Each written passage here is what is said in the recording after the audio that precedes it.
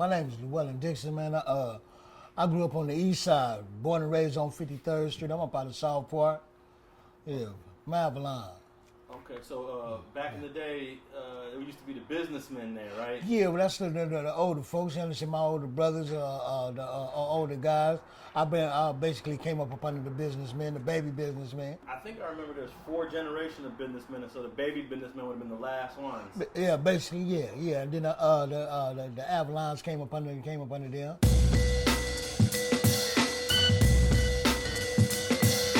We used to hang out at a place we called the Red Door. It was on 53rd Street. It was a person's house that all the youth could go to, you know what I'm saying, and hang out, you know what I'm saying. I guess it was a house where all the vagrant or the bad kids could go to and hang out and wouldn't have no problem in being there. It was just a group of cats, understand me, got together to, you know what I'm saying, to look out for each other. And it was Avalon Baby Crips back then, man. You know, when it first started. And then, we all hung out on the same block, and the Five Tray Park came in basically after that. 70s, the early 70s, probably the end of the 60s, the early 70s. And how old was you around that time? Wow. 10, 11, 12. Yeah, a kid. I was born on 53rd Street. All my life I've been on 53rd Street. 49th Street School, the first grade, Head Start on 52nd Street. Everybody that's basically somebody from over there. You understand, when I was a kid, you understand, I was introduced to them. At a very, matter of fact, before the first grade, at Head Start. You understand me, about older cats that was, big businessmen and baby businessmen. You feel me? I was really brought in through them. My older brothers hung out with the businessmen and the baby businessmen. And I hung out, with my older brothers, and I was introduced to people through them. How much time would you spend at South Park as a kid? Every minute I could. Every minute I could, just like everybody else. And some people still do. Every minute I could. I mean, it was the place to be if you grew up where I grew up at. Other than South Park, we had the Four Corners, 53rd, understand me, and McKinley. We used to hang out right there. And then at the Red Door, and besides the Red Door, I made you hang out with South Park. And when you was young in the 70s, did Raymond Washington ever come through the Avalon? Was he a part of what was going on there in the beginning? I believe that he was a part of the Chevy, whatever was cripping on the east side. You feel me? Yeah. You know what I'm talking about? If you was there and you was a part of it, you had a chance to meet him. Yeah, I met him before a few times. It was like being a part of something, man, understand me, that existed then and never exist again, man. It was like becoming a part of an extended family. What junior high did you go to, and what was that like? Okay, well, throughout school, man, I was like back and forth. But Carver, and then when Carver, I was in private school. Yeah. At that time, there's probably a lot more people claiming Avalon. Oh, well, it wasn't nothing like what it is today. Yeah, and you had to be I guess the young kids want to call it. You had to have hands back then. You understand me? And always ready to defend yourself. That's when people used to come through trying to check you up out of your coats and your hats, and if you wasn't nobody, you always had to surrender your attire, man.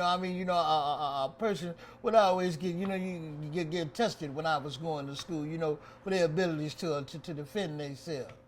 Can you talk about the dress attire you had at junior high? Yeah, man. I'm talking about, panda pants, khakis, croquet sacks, chucks, Pendletons. You know what I'm talking about? You had to have some cool creases, a whole lot of starch, stuff like that.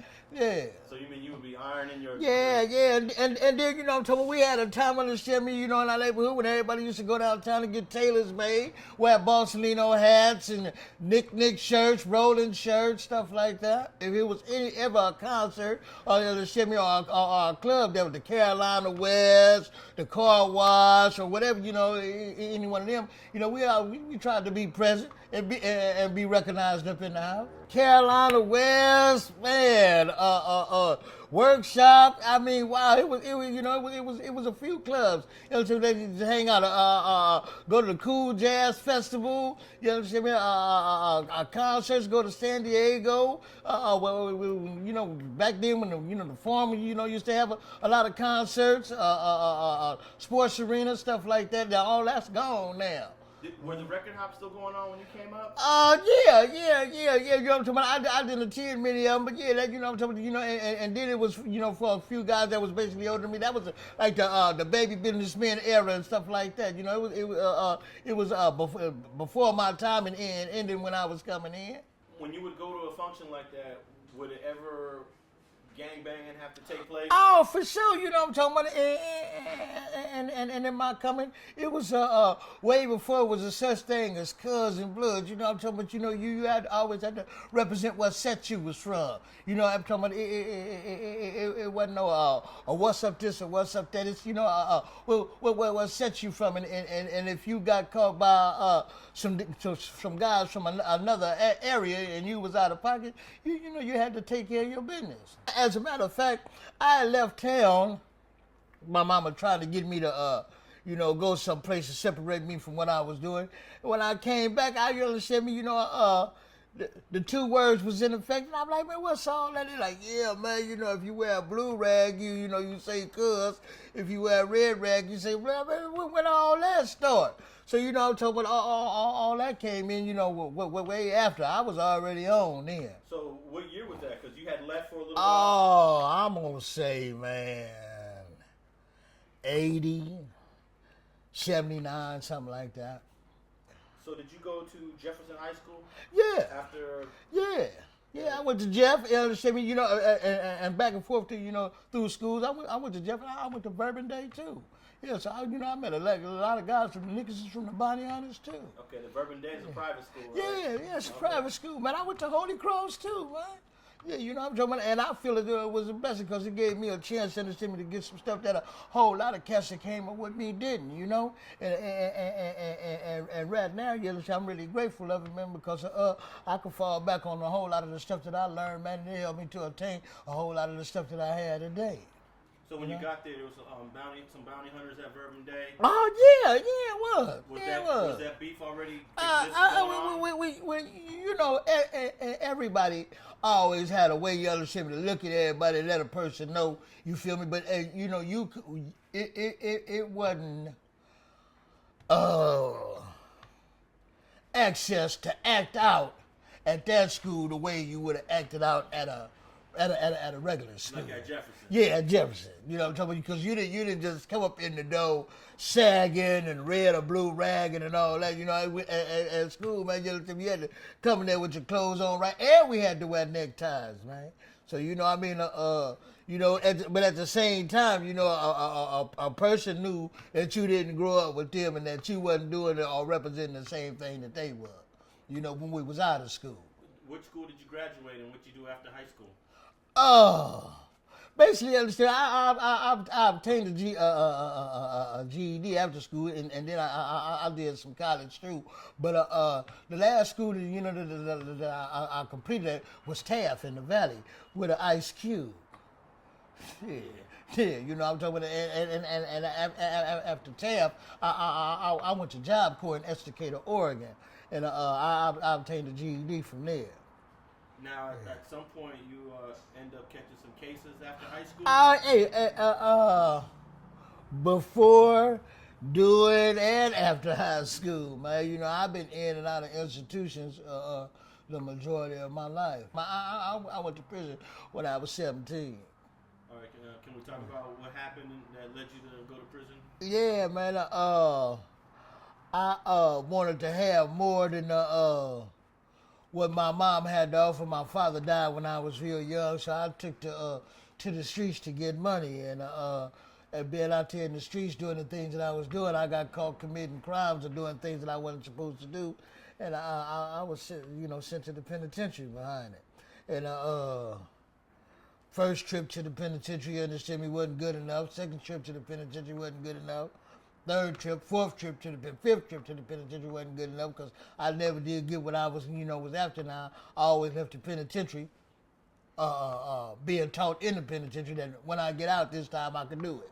You feel me? And it took several trips to the penitentiary, understand me, to make me recognize that it wasn't coming like that. You know what, man? I'm gonna keep it 100. It was spooky. My first trip to the penitentiary, I went to San Quentin.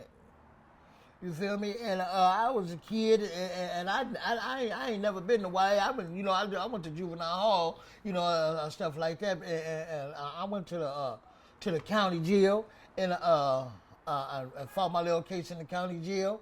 For the juvenile taking the county jail, and from the county jail, I went to prison to San Quentin, and it was. I guess I'm gonna say that I was really looking forward to a whole lot of the stories that people want to tell you. You know, I'm talking about shit that you listen to from motherfuckers. You know, I'm talking about who had been to the penitentiary before. So a whole lot of stuff. I'm looking, to see people getting cut up at every corner, people getting jumped. You understand me? And all kind of other stuff happening. But it was kind of.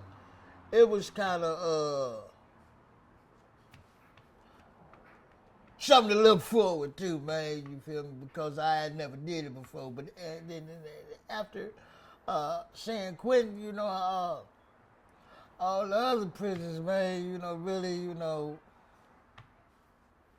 it was just some place, man, where, I wish I would have never went. It ain't gonna make you no tough man. It ain't gonna make you no hero. You understand me? It ain't gonna make you no legendary person or none of that, man. All it's gonna do, man, is just take something away from you that you ain't gonna never be able to get back. And that's what it did for me. I wish that somebody would have taught me that, you understand me, when I was young, and I probably would have been on a different street right now. Now, what was it like when you had to go to prison and your mom had to deal with that? It was heartbreaking for my mom, because my mom, raised me, all by herself, and did everything she could, to make sure that I had everything, that I needed if I didn't get everything that I wanted to. And for me to end up in a place like that when she noticed she had did everything, in her power to prevent me from having to go through that, man, I know for sure, man, I brought a whole lot of hurt and pain to my mom's, by going to prison. And not just by going to prison. I hurt my mama because I destroyed myself, and my mama did everything, in her power to make sure that I wouldn't have to go through the stuff or have to live hard like she did, or like she seen other guys do. I did a whole lot of time, in different institutions, and I'm proud to see, you understand me, that I've been kind of like the Skid Row back. I done been in positions where I done had to sleep in the park, you understand me, off drugs, you feel me, and made it back. And been through a whole lot of trials and tribulations, and